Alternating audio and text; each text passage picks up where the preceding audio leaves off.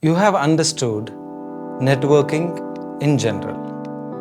How is that networking possible?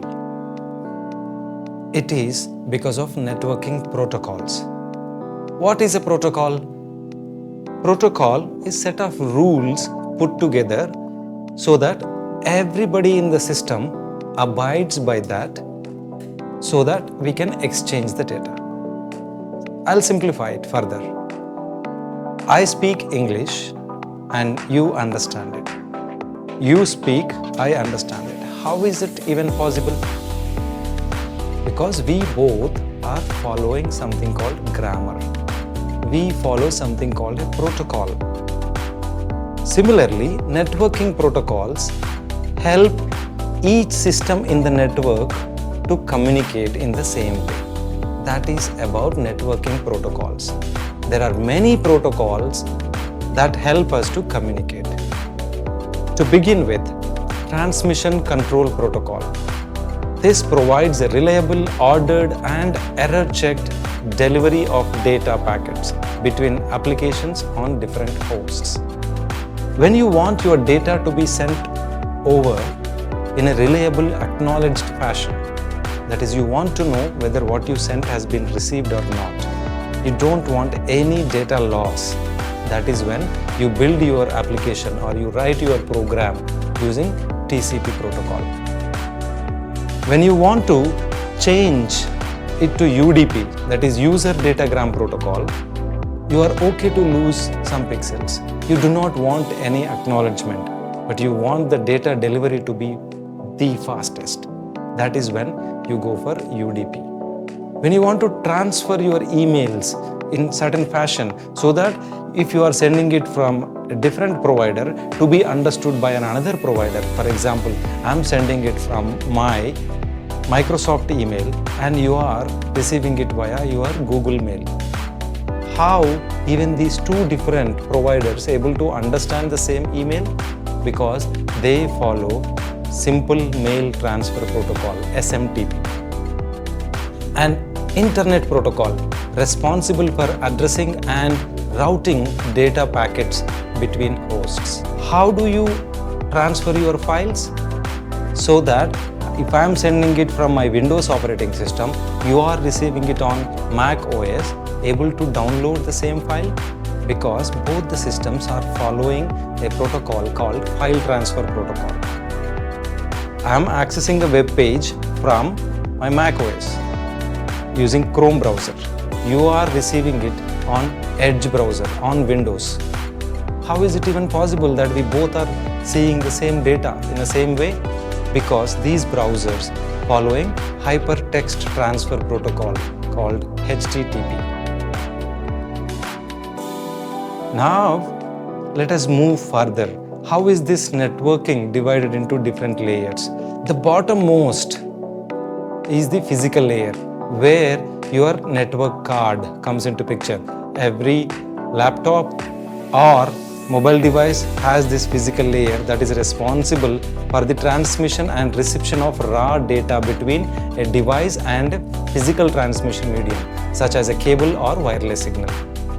Above that is data link layer, responsible for providing error-free transfer of data frames between two devices over the physical layer.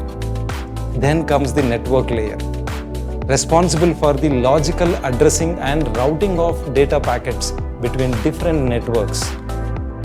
Transport layer, this is where your TCP and UDP come into picture. Session layer, responsible for establishing and managing communication sessions between applications on different hosts.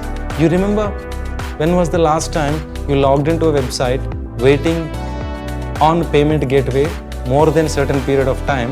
It comes back and says your session timed out. You can't pay it anymore. You can't use that previous reservation to complete it.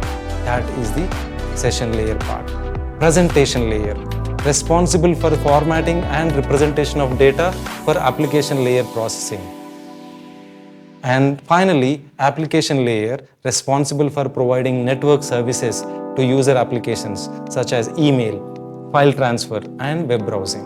When you are using mobile, either you are using your mobile data or you are connected to Wi-Fi.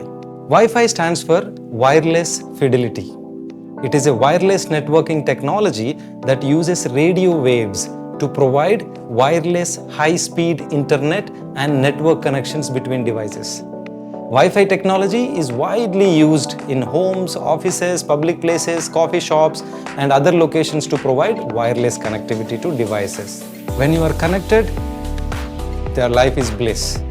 You can watch anything that you want, you can read anything that you want, you are connected to your friends, you can chat, right?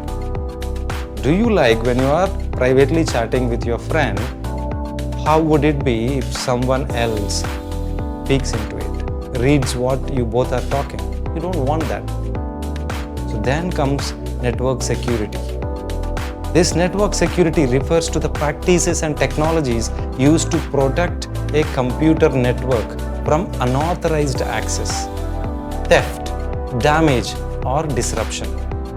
Network security measures are put in place to prevent attacks on the network, including malware infections, hacking, and other malicious activities. There are many network security protocols used to protect computer from networks. The perimeter network security is called firewall.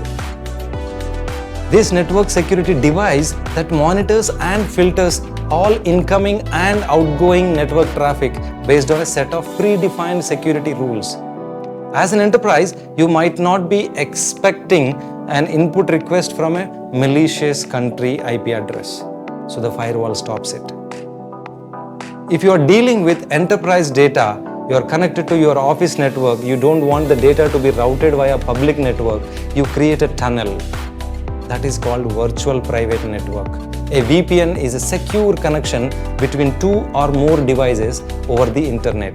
It creates a secure tunnel between the devices, allowing secure transmission of data over a public network. How is this security possible? You got to know SSL and TLS. SSL is old name, the previous version of transport layer security or secure socket layer SSL. Then comes IPsec.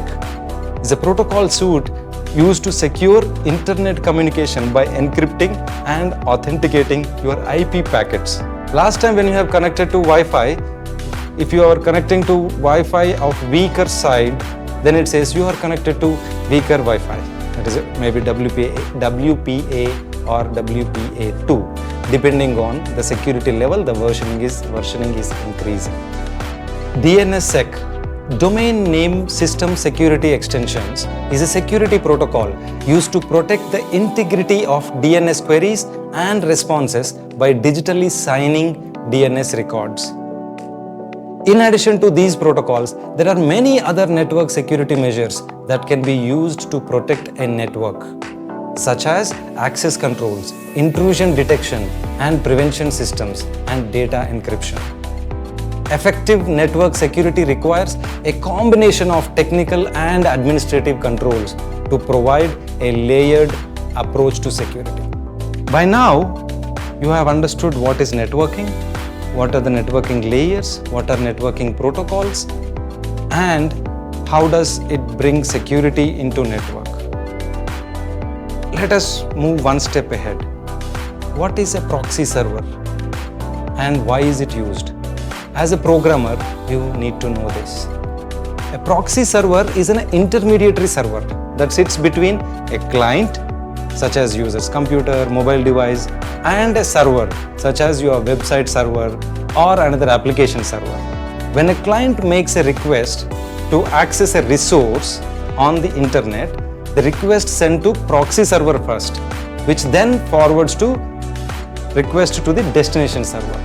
The response from the destination server is then sent back to the proxy server, not directly to the client.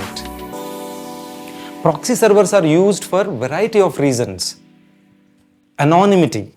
Proxy servers can be used to hide a user's IP address and location from the destination server, providing a degree of anonymity while browsing the internet. Content filtering. Proxy servers can be used to block access to certain websites or content either for security reasons or to comply with organizational policies. And for caching, How do you experience the speed loading of a website? Or how do you know that this is a previously accessed website? Because the proxy servers can cache frequently accessed resources such as web pages, images and videos to improve performance and reduce bandwidth usage. To simplify, when you request the server, every time your request doesn't go to the server. If that page was frequently accessed, then it loads from the proxy itself. Therefore, the speed of delivery is high. Proxy server also acts as load balancer. They can distribute incoming requests across multiple servers, helping to balance the load and prevent any single server from becoming overwhelmed. Security. Proxy servers can be configured to block access to malicious websites and to inspect incoming data. Now, what is reverse proxy server? Reverse proxy is a type of proxy server that sits between client and server, just like the proxy server, with the primary difference being that it forwards requests from the internet to one or more servers within the organization's network. In other words, while a traditional, that is forward proxy server, used to forward requests from client to the internet, a reverse proxy is used to forward requests from the internet to servers within the organization. That is reverse proxy.